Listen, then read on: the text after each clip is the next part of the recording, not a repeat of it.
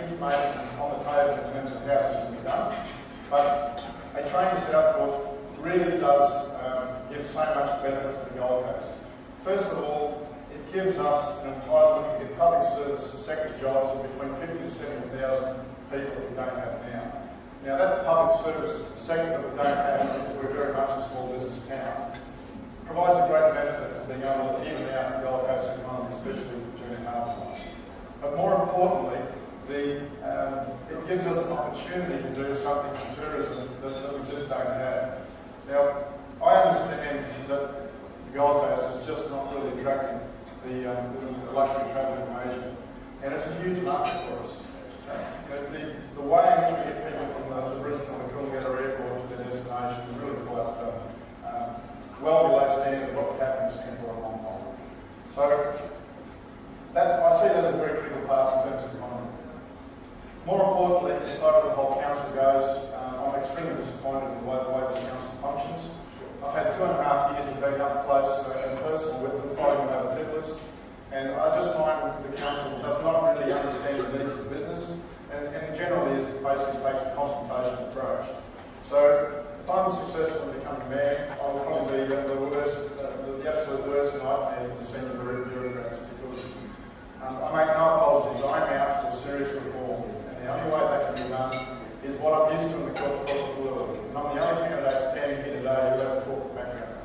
And I will use the same techniques that I used when I worked at Citibank, which at the time was the world's largest bank, when they brought in management consultants, the world's best, to deal with the same sorts of problems and streamline.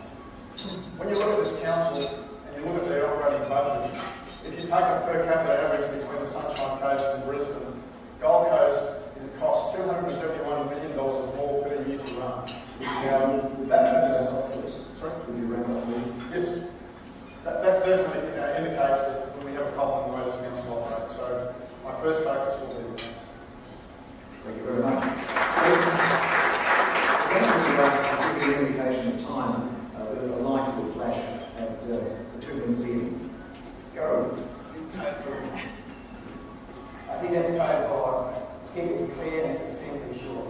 So ladies and gentlemen, to get this economy working again, we've got to bring certainty and confidence back to the investment and property development industry.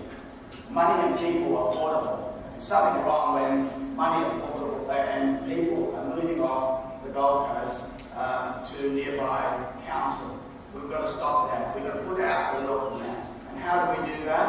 Is that if you let the mayor, I want to announce here today that within 6 months after the new administration is in, I want to waive the PIP charges should you have substantial commencement on your project. That's right, no PIP charges. If you get in there and start turning the soil and get the project moving again. And if you do that, if you can't do it within 6 months, and you go ahead and do it within 12 months, okay, we'll give you 50% off so that we can get the Gold Coast moving again. Further to that, I want to review these PIP charges. I'll put my engineering hat on. Let's analyse where is money going to for this PIP charge infrastructure that they're saying. Let's see if all the PIP charges reviewed in council, whether or not it's over-engineered for everything, so they whack on the charge and load it onto the practicing project. It's not bankable, it doesn't go ahead. So actually the PIP charge doesn't come in.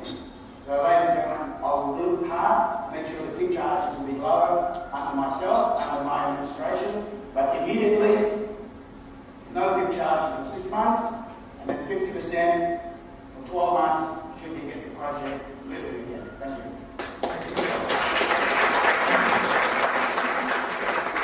Good morning, it's good to hear your decision on PIP charges. Tom, that's going to cost ratepayers in the city $45 million per annum. And I'll be really pleased to hear him say this, give this same promise in front of an audience of independent retirees. Really, this is reflecting a real misunderstanding of the economy of the city. What we need to do is strengthen the things that we do have, the natural advantage that we have, and we need to encourage the introduction of new industry sectors into the city. So, for example, a new industry sector will be the sports economy.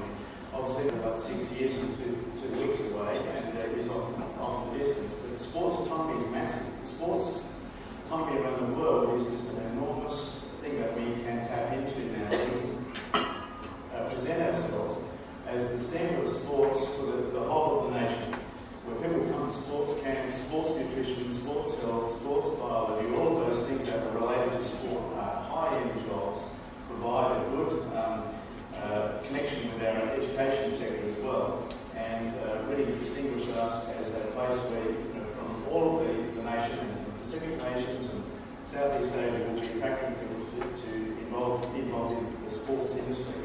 That's something that needs to grow, and we have the capacity to grow that.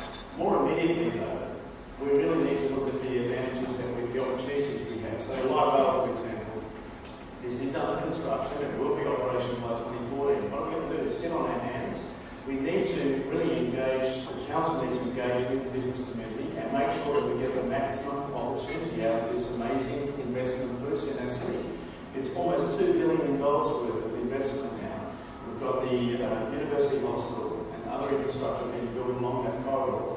So the role of the council really is to work with the industry, like the business sector and the development and construction sectors, so we can actually capitalise on that amazing investment. This is a fundamentally and really important opportunity for our city. If we miss this, we're not just missing the opportunity in that corridor, but we're missing the opportunity for further investment in the Live into the future. That's going to be expanding southwards to the airport in Tweed and expanding northwards to East Hillsborough railway station and another connection to Basket.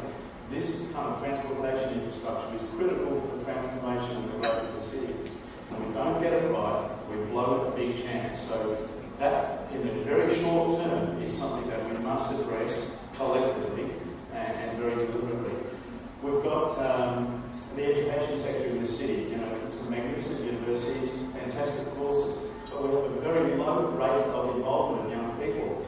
The federal government's ambition is 44 students, 44 young people out of 100 to be involved in the tertiary education sector. In Queensland, the rate is about 37 per 100, on the Gold Coast it's 17. We need to grow our education sector, grow the involvement of young people, and create jobs for those people as well, so they're not bleeding off into other cities. These are things that we can do right now, and these things are going to create investment and confidence in the city, not just talking about reducing council fees. Thank you.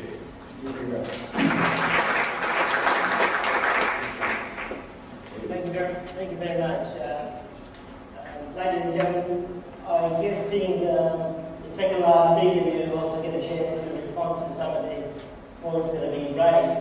The industry is certainly crying out in relation to PIP charges and would like to see some changes to PIP charges. My view is whether the charges are reduced or waived, at the end of the day there has to be demand.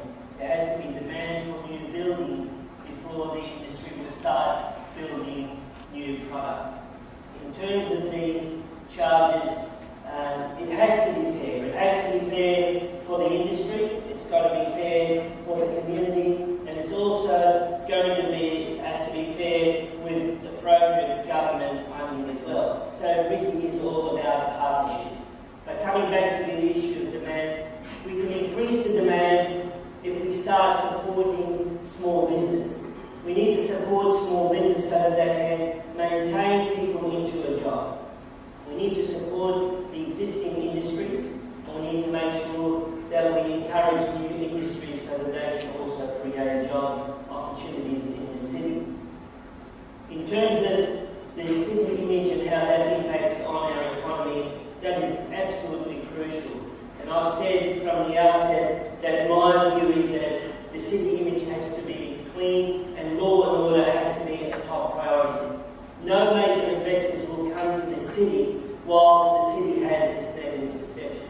And my view is we must clean the city image and we must start promoting the city and bringing back tourists. If we can bring the tourists back, they'll fill those hotel rooms, they'll fill the restaurants, and there'll be more traffic within the retail stores. Then we can have more development opportunities arise from that. So let's bring the tourists back. Let's work together on promoting the city and promoting the great attributes that we have within the city. This is a city that is easy to market, but it hasn't been marketed well. So let's bring the tourists back, let's bring those jobs back. Let's bring the confidence back in